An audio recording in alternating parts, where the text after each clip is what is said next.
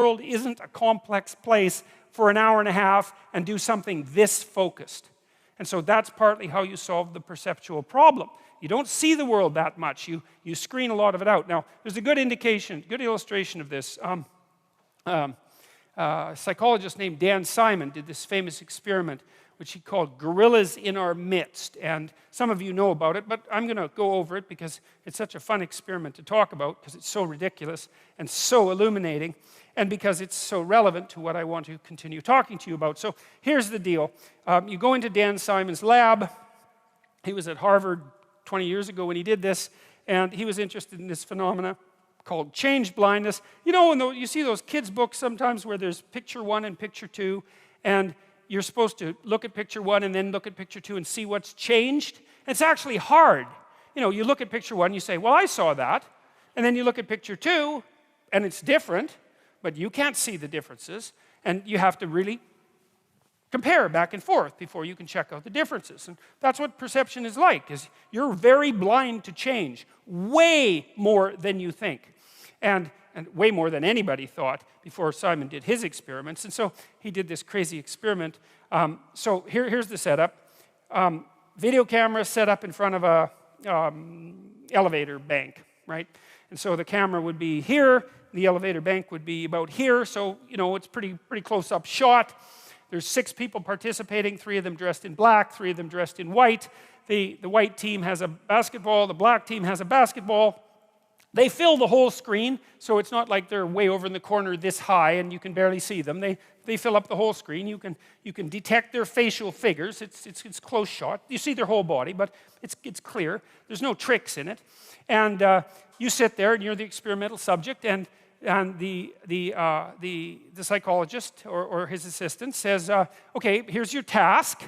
And you're there to be focused on a task, apparently, because you're in a university and you're in a lab and you'd expect to be focused on a task. And so you're already primed for that, and you're willing to go along with it, to be obedient. But to be a good sport, let's say, that's better than obedient. And you want to do a good job because it's intimidating to be in a lab like that. And so you want to do a good job of whatever you're supposed to do, unless you're a troublemaker. And you're probably not, because you wouldn't go into the lab to begin with if you were a troublemaker. So Simon says,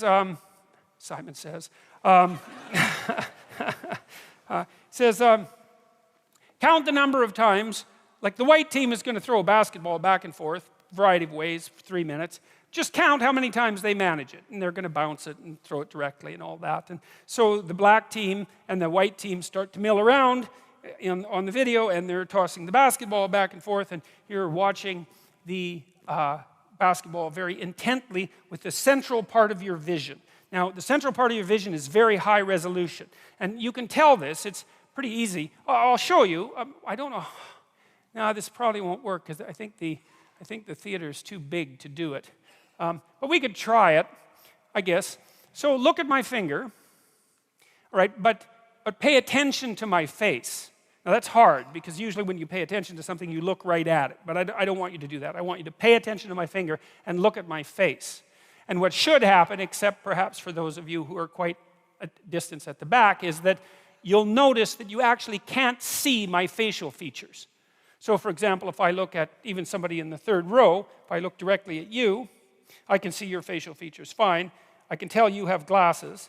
I can't tell if you're male or female. I can't distinguish you from the chair, and it has nothing to do with you.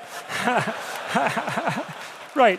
But you don't have to move very far away from central vision before it becomes extremely low resolution. And so that's how your visual system is set up. High resolution in the middle, low resolution as you move towards the periphery, until like out here, I actually can't tell how many, I know how many fingers I have. Well, 5 if you include the thumb, but I can't see them. If I move them, I can see them better. Because that's one of the ways your visual system overcomes its limitations, is that it's better at seeing movement than things that are stable. And that's because, well, if you're watching something and something suddenly moves, off to the right, it might be a good idea for you to shift your attention just to see what it is. And so that's a trick your visual system uses.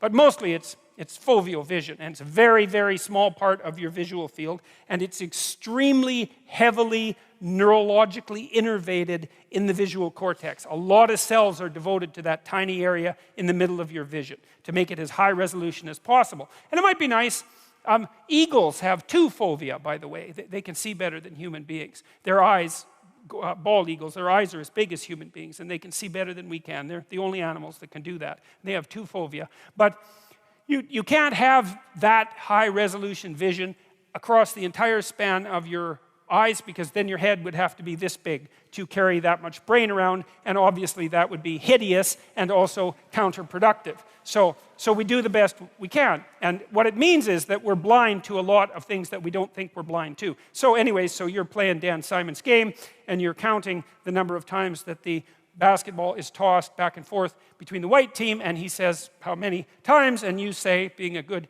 experimental participant, you say 16. And you're right, and he says you're right, and you think, oh, good, I'm smart enough to participate in a psychological experiment. And you feel good about yourself, you know? It's a little self-respect boost, let's say, because you passed the test. And then Simon says, did you see anything out of the ordinary? And you say, most of you, some people notice, most of you say, no. What do you mean? And Simon says, well, the gorilla. Did you see the gorilla? And you think, well, what do you mean, did I see the gorilla? Like, there was no damn gorilla. I'd see a gorilla, right? If we're watching me on stage and a gorilla came out here, you'd see it.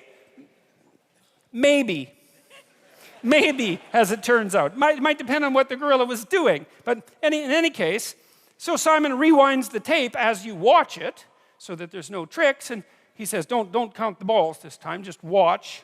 So it's a different command, right? So you have a different aim now. You're pursuing a different value structure. He says, just watch. And he rewinds it, and sure enough, you see the gorilla coming out backwards and being in the middle, and then going off to the side. And then he replays it for you. And minute and a half into the 3-minute video, in waltzes this damn gorilla. It's a guy, because they didn't have a gorilla for obvious reasons. Ethics committees wouldn't allow them to use a real gorilla.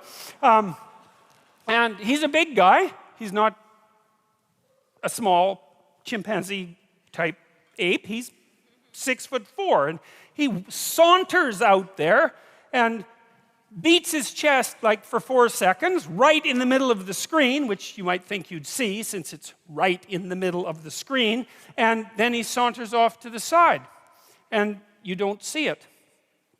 And the question is, well, what the hell's wrong with you?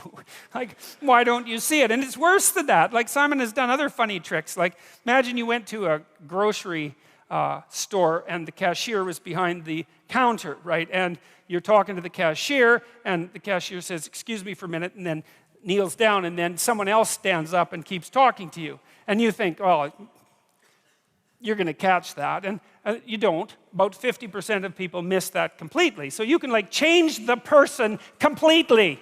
And the reason is, well, how much processing do you have to do to have a casual interaction with a cashier at a grocery store? And the answer is, not much, right? You don't have to do the processing doesn't have to be that deep. And you can kind of tell this because you can watch The Simpsons, or you can watch South Park, and South Park has like the world's worst animation, right? I mean, everything moves like this. It's all circles and triangles, and you don't care. It's like 5 minutes into the narrative. It doesn't matter that it's circles and triangles having a conversation.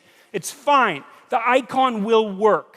And that's a good rule for perception, is you use the simplest possible perceptual scheme that you can manage to get yourself from point A to point B, right? It's a map. You don't see the world. You see an iconic representation of the world. And then the question is, what makes the iconic representation sufficient? And I suppose sufficient means a couple of things. One thing it means is tolerable, right? It doesn't cause an excess of suffering and degeneration.